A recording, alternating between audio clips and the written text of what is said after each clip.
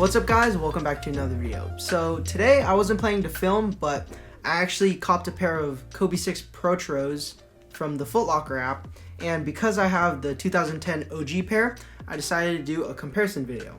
And just so you guys know before we start today's video, that the OG pair actually comes in the crimson laces, while the Protro is actually in the green laces. So once we do an on-foot shot, you know which one is the OG and which one is the Protro. And also, just a clarification, because these did release in 2010, my foot was a little smaller, so these are actually a size 9 while these are a size 10, so you might see a little difference in length. So before we start today's video, I'm actually going to be giving away a pair of shoes. So once we reach 1,000 subscribers, I'm going to be giving away a pair of Kobe 6 Grinches. But in the time being, once we reach 1,000 subscribers, make sure to subscribe to our YouTube channel, of course, and follow us on IG for any notifications once we give this pair away. So let's get right into the video. The Kobe 6 Protro released December 24th, while the OG pair released almost 10 years ago, Christmas Day 2010. And this shoe actually released for a retail price of $130, while the Protro version is the same as the Kobe 5, which is a retail price of $180. And of course, this shoe is iconic because Kobe wore these Christmas Day 2010 against the Miami Heat. And what made it so famous is because it was one of the only time Kobe and LeBron actually faced up during their prime. And of course, this is called the Grinches because this is inspired by the famous Christmas character, the Grinch. Now, the most obvious difference between the two shoes is the box. The OG pair comes in a black box, but similar to the upper, it has snakeskin scales in a gloss finish, while the Protro version comes in a regular Kobe Protro box. Now let's start off with the upper. The majority of the upper is a gradient bright green mesh material with added TPU scales for added durability and of course aesthetics, because as you know, Kobe's nickname is the Black Mamba and the scales resemble his nickname. And compared to the OG version actually is more of a faded green, which is I think due to age, while this is definitely more of a brighter green. And scales wise for the Protro version is actually more of a bumpier kind of set of scales, while the actual OG version has more flat scales.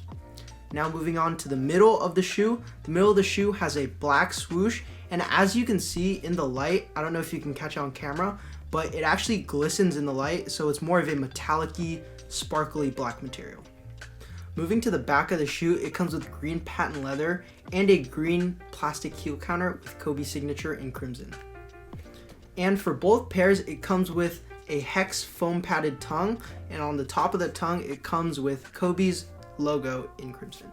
And of course, this shoe comes with a bright green set of laces, but also comes with a set of crimson laces, which I know is everyone's favorite. And to the lining of the shoe, it is actually a green apple neoprene lining. And for both pairs, I'm surprised they kept this in the Protro model, but they actually kept the same insole. And the insole is a mold to my feet insole, which basically means the more you wear the shoe, the more the insole molds to the shape of your foot for added comfort, which is definitely nice. Now moving on to the biggest difference between both of the shoes is the cushion setup. In the OG pair, it actually has a heel zoom unit and a met bag in the forefoot. And a met bag is basically just an isolated zoom unit surrounded by foam.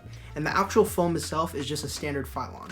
While for the Protro version, it may look the same as the OG, but it's actually much different. They took out the zoom unit in the heel and put Zoom Turbo in the forefoot.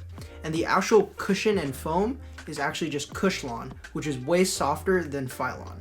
And this is such a huge improvement to the Kobe 6s because the standard Phylon definitely was very stiff and would bottom out very quickly, while Cushlon is definitely very plush and it just makes the overall experience while walking in the shoe way more comfortable. And with the met bag, since they replaced it, I'm actually very glad with that because the met bag was so fragile that it definitely popped in a lot of cases, especially when you wore the Kobe 6s a lot. And just a small little detail I noticed when doing an on-foot comparison is that because there is a Zoom Turbo in here, it is actually a little higher up than the OG pair, which I thought was quite interesting. Moving to another big upgrade to the shoe was the outsole. My one problem with the OG pair of Kobe 6s was that the traction pattern was just not durable. Around this area, it just started to fray so much that I would actually have to think about when to wear the shoes because I was afraid that the traction pattern would actually get flat. And when receiving the Kobe 6 Protros, they definitely upgraded it by making the actual rubber compound harder and making the grooves thicker, which definitely makes this shoe last longer, and I love that about the Protro. Both of the shoes fit true to size for basketball. And what I mean about that is that since this is a Protro model and the OG was geared towards basketball, it definitely fits snug so the player's foot would not move when they're playing in it. So if you're planning to hoop in these, I would definitely go true to size. But if you're just doing casual wear and you want a little more room in your sneakers, I wouldn't mind going half a size up. And these shoes do fit a little narrow, so for all the wide footers out there, I would recommend going half a size up. Overall, I can't complain to Nike Protroing this sneaker because they did a fantastic job in doing so.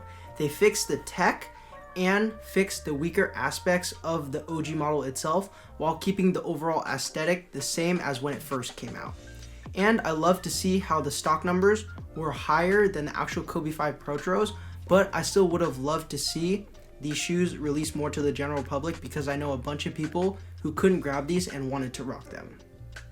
And because the Kobe 6s are my favorite Kobe model and the Protros fixed most of my complaints in the actual OG model, I give this shoe a 9.5 out of 10. And that is it for today's video. Please make sure to like, comment, subscribe, and make sure to follow us on IG. And don't forget that once we hit 1,000 subscribers, I will be giving away a pair of Kobe 6 Grinches. So please make sure to subscribe. Other than that, I'll see you guys next time. Peace.